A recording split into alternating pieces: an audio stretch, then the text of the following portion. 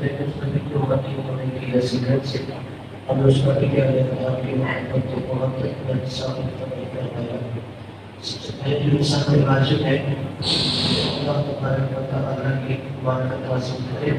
اور اللہ کی جو معرفت ہے وہ اس کی صفات کے ذریعے حاصل کی جاتی ہے. اللہ کی صفات میں سے ایک صفت ہے کہ اللہ مرید ہے. مرید کا مطلب یہ ہوتا ہے کہ وہ ہر کام اپنے ارادے سے کرتا ہے, ہر کام اپنے اختیار سے کرتا ہے. کوئی اللہ کو مجبور نہیں کر سکتا, کوئی اللہ تبارک و تعالیٰ کے ارادے کو اپنے ارادے کے تابع نہیں کر سکتا. اور اس لیے جب آپ انبیاء مرسلین یا ائمہ معصومین علیہ السلام کے ارادے کو دیکھتے ہیں تو ان ہستیوں کا ارادہ اللہ کے ارادے کے تابع ہوتا ہے. ایسا نہیں ہے کہ اللہ کا ارادہ ان کے ارادے کے تابع ہو, بلکہ ان کا ارادہ اللہ کے ارادے کے تابع ہوتا ہے. جیسے امام حسین علیہ السلام نے جب 8 ذی الحجہ کو مکہ چھوڑا تھا تو وہاں پر حضرت عباس علیہ السلام کا ایک جملہ ہے کہ آپ نے فرمایا کہ حسین اس لیے مکہ چھوڑ رہا ہے چونکہ اللہ کی مشیت یہ ہے کہ حسین اللہ کا چھوڑ. اور پھر جب امام حسین علیہ السلام مدینے سے عازم سفر ہوئے جس کا وقت نہیں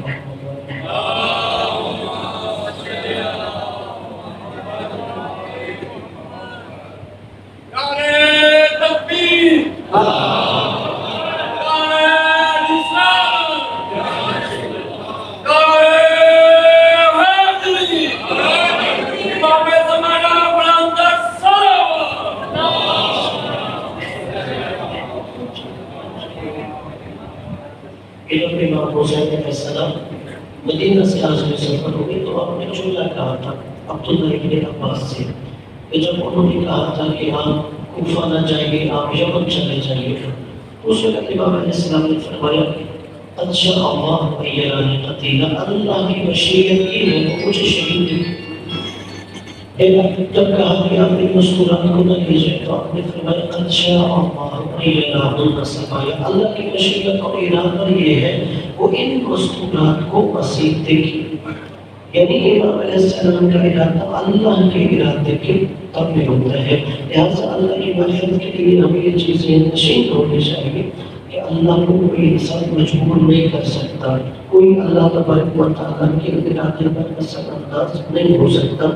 بلکہ اللہ تبارک و تعالیٰ ہر کام اپنے ارادے اور اختیار سے کرتے ہیں. تو ہے کہ اللہ تبارک و تعالیٰ ہمیں معرفت خدا نصیب فرمائے, اپنے گناہوں کی بخشش کے لیے برابر صلوات کریں.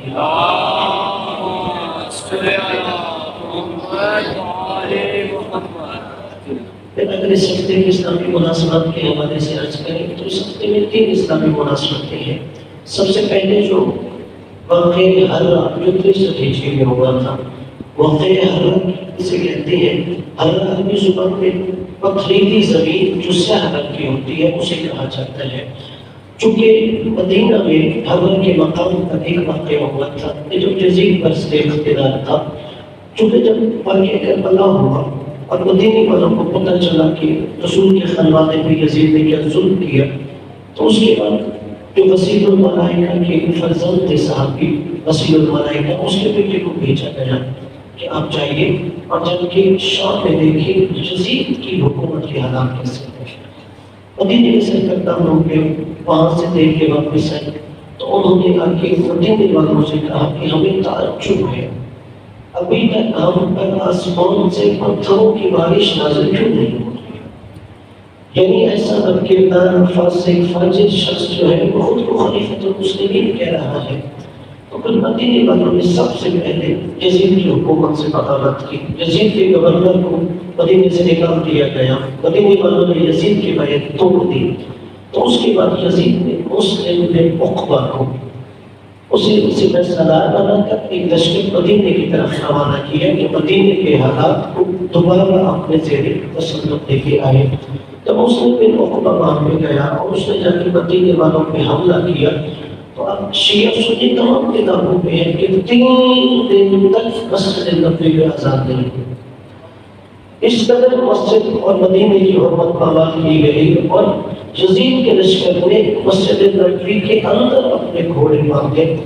اور یہ کہتے ہوئے انہوں نے سارے مدینے کو مباح قرار دے دیا کہ لشکر والے جس کا جی چاہے مار لوٹ لیں، نعوذ باللہ جس کا جی چاہے اس کی عزت پامال کر دیں، اور یہاں تک کہ صرف اس بات پر تمہیں چھوٹ دی جائے گی کہ تم یزید کی بیعت نعوذ باللہ یوں کرو گے کہ تم یزید کے غلام ہو۔ اور اس کے بعد پھر جب واقعہ حرہ ہو رہا تھا اور اس نے بھی عقبہ نے وہاں پر اس قدر خون بہایا تھا،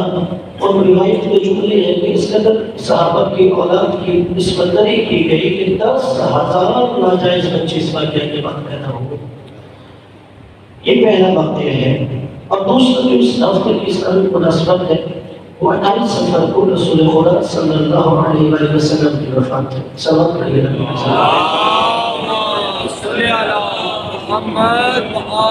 محمد۔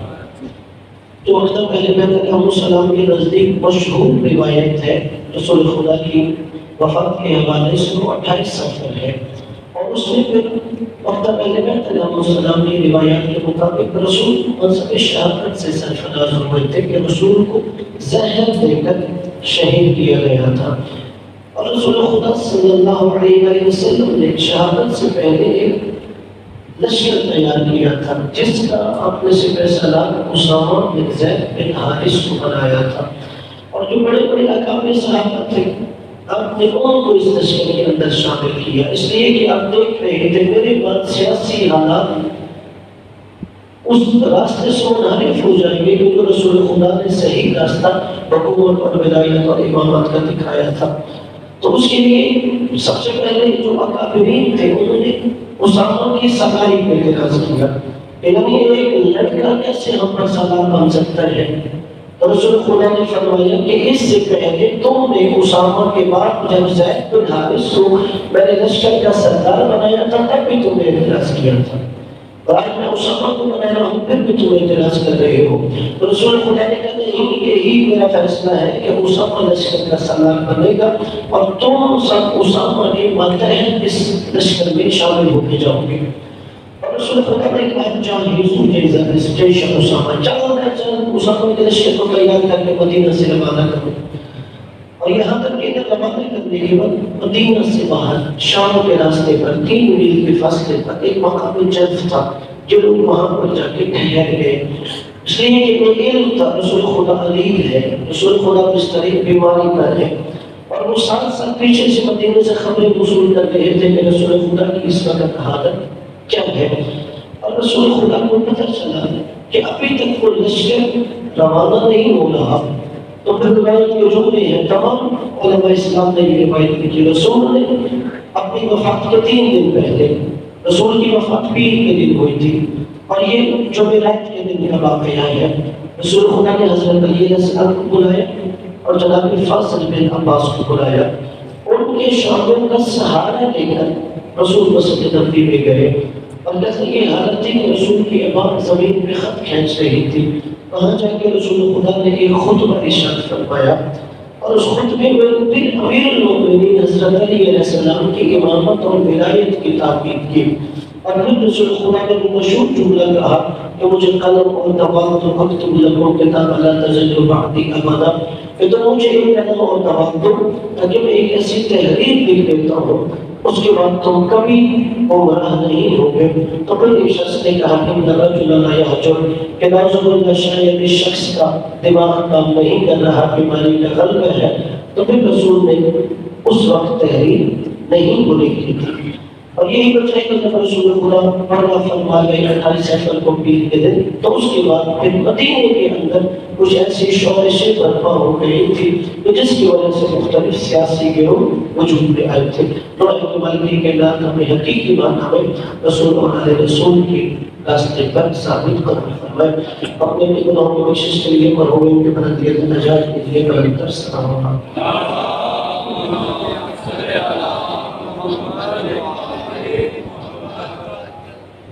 سفر کی جو تیسری اسلامی مناسبت ہے وہ حضرت امام حسن علیہ السلام کی شہادت ہے۔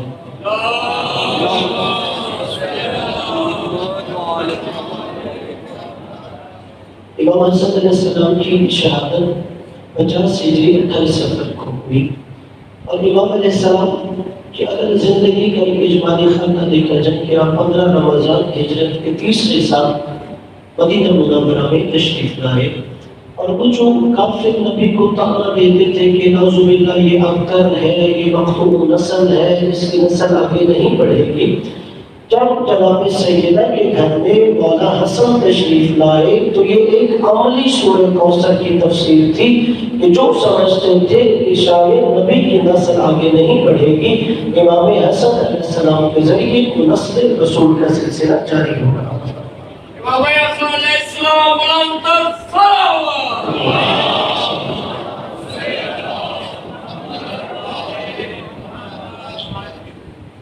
اور پھر امام علیہ السلام جیسے کہ روایات ہمارے پاس موجود ہیں، مکتب اہل بیت کے پیروکاروں کی یہ عقیدہ ہے، الامام امام وإن كان صغيرا، امام ہوتا ہے اگرچہ وہ واقعی آغوش نہیں کیوں نہ ہو، اور اس کی روایت کی تاکید یہ روایت کرتی ہے جو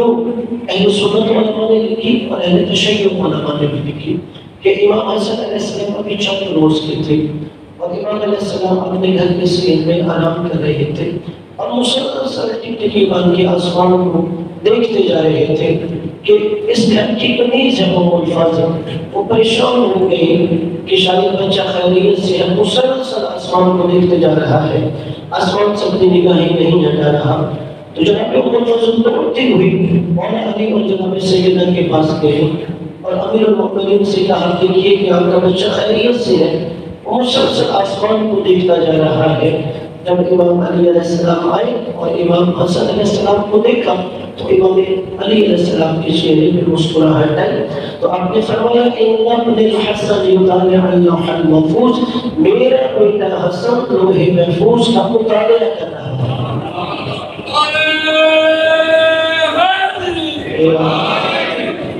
یعنی امامت کا بچپنا بھی ایسا نہیں ہوتا کہ جیسے عام غیر معصوم کا بچپنا ہوتا ہے۔ اور پھر امام علیہ السلام کی اگر ہم سیرت دیکھیں، ابھی بچپنا ہے کم سے نہیں ہے، جب رسول خدا صلی اللہ علیہ وسلم مسجد نبوی میں کوئی بھی آیت وحی سناتے تھے، کوئی بھی درس تفسیر دیتے تھے، تو مولا کائنات کے گھر میں آنے سے پہلے امام حسن علیہ السلام جناب سیدنا کو ایک ایک جملہ بتاتے تھے کہ آج یہ آیت نازل ہوئی ہے، آج اللہ نے یہ حکم سنایا ہے، آج یہ تفسیر بیان ہوئی، اور جب سے مولا کائنات گھر آتے تو جناب سیدنا مولا کائنات کو بتاتے کہ آج میرے بابا نے یہ آیت سنائی ہے، آج یہ حکم نازل ہوا ہے، آج یہ تفسیر بیان فرمائی ہے۔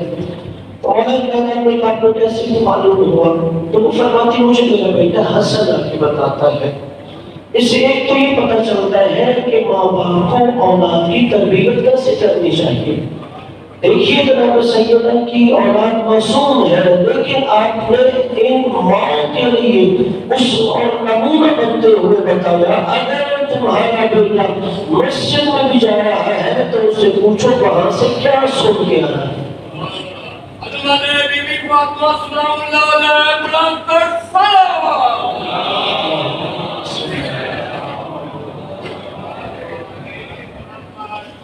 یعنی یہ ماں باپ کا فریضہ ہے کہ بیٹے گھر سے باہر قدم رکھے، اسے سوال لوگوں کہا گیا ہے وہاں سے کیا سن کے آ رہا ہے۔ مولا علی علیہ السلام نے فرمایا اچھا آپ کو حسن بتاتا ہے تو میں بھی جاننا چاہتا ہوں کہ میرا بیٹا حسن کیسے آپ کو یہ خبر دیتا ہے۔ ایک دن امام حسن علیہ السلام کے مسجد میں آنے سے پہلے مولا علی علیہ السلام آگے اور گھر کے حجرے میں ایک دروازہ کے موڑ میں کھڑے ہو گئے۔ جیسے ہی امام حسن علیہ السلام آئے جناب سیدہ نے کہا بیٹا آج آپ نے مسجد نبوی میں کیا سنا؟ تو امام حسن علیہ السلام جب بیان فرمانے لگے تو تھوڑی سی لکنت پیدا ہوئی، تو فرمایا یا اللہ قد تلجلج لسانی وکل بیانی لعل سیدی یرانی۔ مادر گرامی آج تک زبان وحی کی ترجمانی کرتے ہوئے میری زبان میں لکنت پیدا ہو رہی ہے، اور آج تھوڑی سی میری زبان میں لڑکھڑاہٹ پیدا ہو رہی ہے، مقصد بیان نہیں ہو رہا، ایسے لگتا ہے میرا سید و سردار بابا مجھے دیکھ رہا ہے۔ اب یہ جو نوجوان یہاں پہ موجود ہیں آپ کو ذہن میں رکھنا ہے، امام حسن نے کیا بتایا کہ ایک اولاد کے لیے ماں باپ کا احترام کیا ہوتا ہے، ان کی تعظیم کیا ہوتی ہے، ان کی توقیر کیا ہوتی ہے۔ چل جائے کہ کوئی بیٹا ایسا گستاخ ہو وہ ماں باپ کے سامنے ٹانگ پہ ٹانگ رکھ کے بیٹھا ہو، امام حسن نے کہا نہیں، باپ کا احترام یہ ہے، باپ نظروں کے سامنے نہیں ہے، باپ دروازے کی اوٹ میں ہے۔ اور امام حسن بتا رہے ہیں باپ کی عزت و توقیر اور مقام کی وجہ سے میری زبان میں لکنت پیدا ہو گئی کہ یہ باپ کا مقام ہے۔ اور یقیناً یہ جو خانوادہ ہے ان کا سیرت، ان کی کردار ہمارے لیے نمونہ ہے کہ ان کی سیرت کے مطابق ماں باپ کو اپنی اولاد کی تربیت کرنی چاہیے، اولاد کو ان کی سیرت دیکھتے ہوئے پروان چلنا چاہیے۔ اور پھر امام علیہ السلام نے 30 ہجری تک 40 ہجری تک مولا علی علیہ السلام کے ساتھ گزارے، اور اس کے بعد 10 سال تک امامت کا امام حسن علیہ السلام کا زمانہ ہے۔ وہ جو 10 سال امام کی امامت کے زمانے ہیں، امیر المؤمنین علیہ السلام جب شہید ہو گئے، ان کی شہادت کے بعد کچھ مختلف فتنے تھے وہ سب اٹھانے لگے، اور امام حسن علیہ السلام کی فوراً ہی 60,000 لوگوں نے بیعت کر لی تھی جس دن امام علیہ السلام کی شہادت ہوئی، جس کا مدار کوفہ میں۔ تو جیسے ہی یہ پتہ چلا تو جو شام کا حاکم تھا، اب اس نے امام علیہ السلام کی حکومت کو کمزور کرنے کے لیے مختلف شہروں میں اپنے جاسوس بھیجنے شروع کر دیے تاکہ وہاں پر بغاوت کی جا سکے، وہاں پر قتل و غارت کی جا سکے۔ اور امام حسن علیہ السلام نے فوراً بصرہ کا گورنر عبداللہ ابن عباس کو بلایا، اس لیے کہ شام کے حاکم کو عبداللہ ابن عباس سے خاص دشمنی تھی چونکہ یہ مولا علی کا خاص ساتھی تھا، اور ایسا قابل اعتبار مولا علی کا ساتھی تھا کہ جب خوارج نے امام علیہ السلام کے خلاف خروج کیا تو امام علیہ السلام نے فرمایا کہ وہ خوارج سے بات کرنے کے لیے میرا نمائندہ عبداللہ ابن عباس جائے گا۔ اسی طرح جب جنگ صفین میں کچھ منافقوں نے قرآن نیزوں پہ اٹھا دیے کہ ماضی کے قرآن سے روکا جا سکے، سامنے قرآن کا سہارا لیتے ہوئے، تو اس میں جب کہا گیا کہ ایک شام کے حاکم کی طرف سے نمائندہ ہوگا حکم اور ایک مولا علی کی طرف سے ہوگا، مولا علی کی طرف سے ان منافقین نہیں جنہوں نے قرآن نیزوں پہ اٹھایا تھا، انہوں نے کہا ابو موسیٰ اشعری علی کی طرف سے نمائندہ ہوگا۔ تو مولا علی نے بارہا دفعہ کہا ہے کہ ابو موسیٰ اشعری شام والے کی اور میں جو اس کا نمائندہ ہے عمرو ان کی سازشوں سے آگاہی نہیں رکھتا، علی یہ چاہتا ہے کہ میرا نمائندہ عبداللہ ابن عباس ہونا چاہیے۔ یعنی مولا علی کا ایسا قابل اعتماد ساتھی تھا۔ اور مولا حسن ایسے ہی کتاب میں آئے فوراً بصرہ کا گورنر جناب ابن عباس کو بنا دیا، اور سب سے پہلے شام کے حاکم نے بصرہ کی جانب اور کوفہ کی جانب جو جاسوس روانہ کیے کہ تم نے وہاں جا کے لوگوں کے اندر بددلی پیدا کرنی ہے، ہنگامے اور بغاوت کے لیے انہیں آمادہ کرنا ہے۔ جیسے ہی جناب ابن عباس نے ان شام کے جاسوسوں کو پکڑا فوراً ان کا سر قلم کر دیا۔ تو اس کے بعد پھر اس نے امام حسن علیہ السلام کی جانب خروج کرتے ہوئے اپنا لشکر شام سے کوفہ کی جانب لے کے آیا، اور اب جو علاقہ ایک علاقہ تقریب ہے، تقریب کے تھوڑے فاصلے پر اس میں 60,000 کا لشکر وہاں لا کے تعیناتی کر۔ تو ادھر امام حسن علیہ السلام نے قیس بن سعد بن عبادہ جو صحابی رسول جناب سعد بن عبادہ کے بیٹے تھے ان کو 12,000 کا لشکر کیے تو تم ان کے مقابلے میں جاؤ۔ لیکن ادھر شامی لشکر مختلف غلط فہمیاں پھیلا رہا تھا۔ امام کے لشکر کے اندر یہ جاسوس بھیج رہا تھا کہ حسن جنگ نہیں کریں گے، ہم تو حسن کے ساتھ صلح کر دیں گے، اور پھر اس نے لوگوں کو مال کی لالچ دینا شروع کر دی کہ اگر تم حسن کو نعوذ باللہ زندہ یا مردہ حاکم شام کے حوالہ کر دے تو تمہیں مال میں توڑا جائے گا، تمہیں رشوت دی جائے گی، تمہیں مال دنیا دیا جائے گا۔ اور امام علیہ السلام کو ایک ہی خبر پہنچ رہی تھی، اور جب امام علیہ السلام نے دیکھا کہ لشکر کے بڑے بڑے سردار جنرل وہ شام کے حاکم کی سازش کا شکار ہو رہے ہیں، تو پھر وہاں پہ شام کے حاکم نے کہا کہ میں تو جنگ نہیں کرنا چاہتا، نعوذ باللہ حسن جنگ کرنا چاہتا ہے، یعنی یہ غلط فہمی پھیلائی گئی۔ تو اس وقت امام علیہ السلام نے جب دیکھا لشکر کی جنگ پہ آمادہ نہیں ہے، اور دوسری طرف میرے اندر ایسے سازشی ہیں کہ جو چاہتے ہیں کہ اگر جنگ کی آگ بھڑکے تو حسن ابن علی کو شام کے حاکم کے حوالے کر دیا جائے، تو وہاں پہ امام علیہ السلام نے کہا میں صلح کروں گا مگر اپنی شرائط پر صلح کروں گا۔ اب یہاں پر سب سے پہلے اعتراض کیا جاتا ہے کہ امام حسن علیہ السلام نے جو شام کے حاکم کے ساتھ صلح کی کہ شاید امام علیہ السلام نے اس کی بیعت کر لی، صلح اور ہوتی ہے بیعت اور ہوتی ہے۔ اگر آپ صلح کو بیعت کا نام لیتے ہیں تو حدیبیہ کے مقام پر نبی بھی کافروں کے ساتھ صلح کر رہے تھے. نبی نے کافروں کی مدد نہیں کی، کافروں کے ساتھ صلح کی تھی حدیبیہ کے مقام پر. اور اس وقت بھی کچھ منافقین نے یہ کہا تھا آج ہمیں جتنا محمد کی نبوت پہ شک ہو رہا ہے اتنا کبھی پہلے شک نہیں ہوا. اور یہی وجہ ہے کہ امام حسن علیہ السلام کی صلح پر بھی منافقین نے امام علیہ السلام کے خلاف جسارتیں کرنا شروع کر دی. اور اگر آپ شرائط صلح پڑھیں، پہلی شرط جو امام علیہ السلام نے رکھی صلح کی کہ آج کے بعد شام کا حاکم قرآن اور سنت پر عمل کرے. یہ جو پہلی شرط ہے، اگر کوئی بھی آپ سے کہ امام حسن نے صلح کی تھی تو کہ یہ امام نے پہلی شرط کیا رکھی تھی؟ آج کے بعد وہ قرآن اور سنت پر عمل کرے گا. یعنی امام نے اس بات کا اقرار دیا، ورنہ وہ کہہ سکتا تھا میں تو پہلے بھی قرآن پہ عمل کرتا ہوں، میری حکومت پہلے بھی سنت کے مطابق ہے، مگر اس نے اس شرط کو مان کے اقرار کیا ہے میں قرآن پہ عمل کر رہا تھا، میں سنت رسول پہ عمل کر رہا تھا. اور امام علیہ السلام نے وہ جو اس نے ظاہر اسلام کا نقاب کھولا ہوا تھا اس کے چہرے سے وہ منافقت کا نقاب ہٹا دیا تھا کہ نہیں، اور حقیقت جو قرآن کی وہ مخالفت ہوتی ہے سنت رسول کی بھی مخالفت ہوتی ہے. اور پھر یہاں تک جسارت ہوئی، انہوں نے کہا کہ تو جو برسر غربت میرے بابا علی پہ لعن کام کرتے ہو وہ نہیں کی جائے گی. اور اس میں کچھ لوگوں نے اعتراض کر دیا شام والوں نے کہ نعوذ باللہ ہم یہ شرط ماننے کو تیار نہیں ہے. اور پھر یہ کہا میرا کام واستہ یہ کیا جائے گا جہاں علی کے بیٹے حسن حسین موجود ہوتے وہاں علی پہ سب شروع نہیں کیا جائے گا. یعنی اس کے دور لوگوں کے دلوں میں موسیٰ اہلِ مولا علی علیہ السلام کی غفرت کی نہ تھا کہ وہ مولا علی علیہ السلام سے غفرت کا اظہار بس نمبر کیا کرتے تھے. اور پھر ایک شرط سے یہ رکھی گئی کہ معاویہ کے بعد یہ کسی کو اپنا نامزد نائب نہیں کرے گا، اور اگر یہ دونوں میں سلوشن ہو گیا تو حسن حکومت سنبھالیں گے، حسن نہیں ہوں گے تو حسین سنبھالیں گے. اور یہ ہی شرط تھی جس کی وجہ سے مولا حسن کو شہید کیا گیا. اس لیے کہ جب اس نے چاہا کہ میرا بیٹا یزید پر سے اقتدار آ جائے گا، ایک طرف سے ام المؤمنین حضرت عائشہ نے مخالفت کی. جب یزید کا والد مدینے میں آیا اور اس نے وہاں پہ مدینے کے لوگوں کو یہ ایک اختراع دی، یہ تجویز دی کہ میں چاہتا ہوں میرے بعد میرا بیٹا یزید پر سے اختیار آئے، تو جن لوگوں نے سب سے زیادہ مخالفت کی تھی ان میں سے ایک ام المؤمنین عائشہ بھی تھی.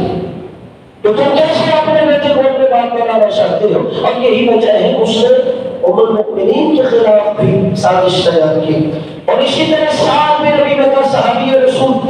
اس نے مخالفت کی کہ تم کیسے یزید کو حاکم بنانا چاہتے ہو، وہ اس قابل نہیں ہے، فاسق ہے، فاجر ہے، تم اسے اپنا نائب بنانا چاہتے ہو. جناب صحابی رسول سعد بن ابی وقاص کو بھی ظاہر کی شہید کروایا گیا. پھر اس کے بعد امام حسن علیہ السلام کے بارے میں چونکہ سن تھا کہ امام حسن علیہ السلام خلیفہ بنے گے، اب وہ چاہتا تھا کہ حسن کو راستے سے ہٹایا جائے، تو اس کے لیے اس نے مروان کو کہا کہ اس سازش کو کیسے اپنی جامہ پہنایا جائے. تو اشعث ابن قیس کی بیٹی کا انتخاب کیا گیا. اشعث ابن قیس وہ منافق ہے کہ جو جنگ صفین میں مولا علی سے خوارج کے نام پہ الگ ہو گیا تھا. یہ مولا علی کے قتل میں بھی عبد الرحمن بن ملجم کا ساتھ دے رہا تھا. کس لیے مولا علی کی دشمنی تھی؟ جب اسے آذربائیجان کا گورنر بنایا گیا تو اس نے وہاں پر مالی کرپشن کی تھی. جب اس نے وہاں پر مالی طور پر بدعنوانی کی تو مولا علی نے اسے فوراً معزول کرتے ہوئے کہا کہ تم سے حساب دیا جائے گا. یہ مولا علی کو چھوڑ کے شام میں یزید کے والد کے پاس چلا گیا تھا اور اس کے بعد مولا علی کے خلاف سازش چل رہا تھا. مولا علی کے قتل میں یہ شامل تھا. اسی طرح جب امام حسن علیہ السلام کو زہر دینا چاہا تو یزید کے بعد نے اشعث ابن قیس کو بلایا اور اس نے کہا کہ مجھے پتہ چلا ہے کہ تمہاری بیٹی حسن کی زوجہ ہے، تم اپنی بیٹی کو حوالہ کرو کہ اگر وہ اس بات میں تیار ہو جائے ہم اسے مالی لالچ دیتے ہیں، یزید سے اس کا عقد کیا جائے گا. تو باپ کے کہنے پر اور مرام کے اکسانے پر جو بطریال ہو گئی. اور یہاں پہ میں جملہ کہوں گا انہوں نے جو امام حسن نے خلاف سازشیں کی ہے ان میں سے امام کی کردار کشی کے لیے ایسی روایتیں کھڑی کہ نعوذ باللہ امام علیہ السلام بہت زیادہ شادیاں کرتے تھے پھر طلاق دے دیتے تھے پھر شادی کرتے طلاق دے دیتے کہ نعوذ باللہ جھوٹی روایت کے مطابق کہ مولا علی نے کوفہ والوں سے کہا میرے بیٹی حسن کو اپنی بیٹی کا رشتہ نہ دیا کرو. یہ بہت زیادہ فلاحیت ہوتا ہے. امام کے خلاف اس طرح بدل صرف ایک جملے میں جواب ہے کہ امام حسن مولا علی کا یہ بیٹا اتنا کریم ہے کہ مولا علی کے دشمن اشر سے میرے کیسے ظالم کی بیٹی کو بھی طلاق نہیں دی. امام نے جملہ کو بھی طلاق نہیں دی کہ تیرا باپ میرے باپ کے قتل میں ملوث تھا. امام اتنے کریم تھے اور یہی وجہ ہے کہ جو بنت اشس نے وہ زہر حلال امام کو دیا کہ روایت کے جملے ہیں جب امام نے وہی پانی کا گھونٹ پیا اور اس کے بعد وہ پانی زمین پر ڈال دیا تو زمین ابلنے لگی. تو حضرت والی کے نام امیر امام کے انصار میں شامل فرمائے. بسم اللہ الرحمن الرحیم. انا اعطیناک الکوثر فصل لربک وانحر ان شانئک هو الابتر.